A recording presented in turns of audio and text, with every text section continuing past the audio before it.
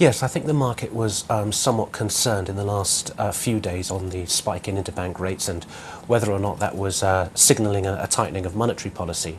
That obviously got people a bit concerned in terms of the growth trajectory for China, and this much stronger than expected PMI number, I think, has gone some way to alleviating those concerns. Within the detail, the number was good across the board. The only weak spot was employment.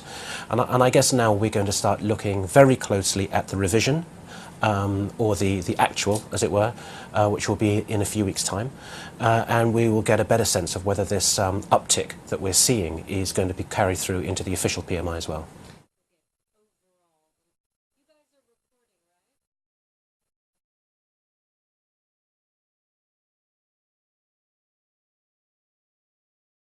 Well, I'd like to see the final reading first. If you remember, last month we had a positive preliminary flash, and then that was cruelly taken away from us when the final reading came in. So I think the market's just a little bit cautious. That's just why equities haven't really moved substantially today or this morning. The detail was positive. It was encouraging. All the sub-indices showed improvement except employment. And so I guess that we will now start focusing on whether or not China is able to sustain the pace of its GDP upswing in the second quarter into the third.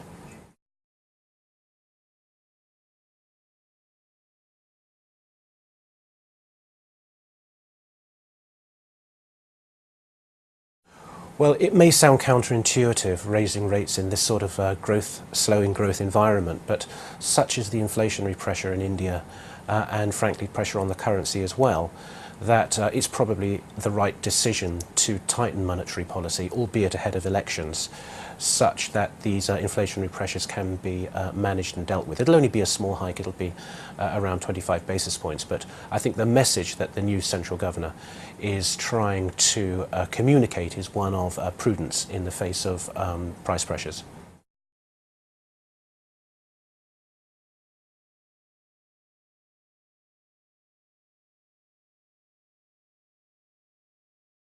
Well, there's a couple of factors that we're looking at. First of all, the ability of Asian economies to leverage the upswing in global demand, particularly in developed markets.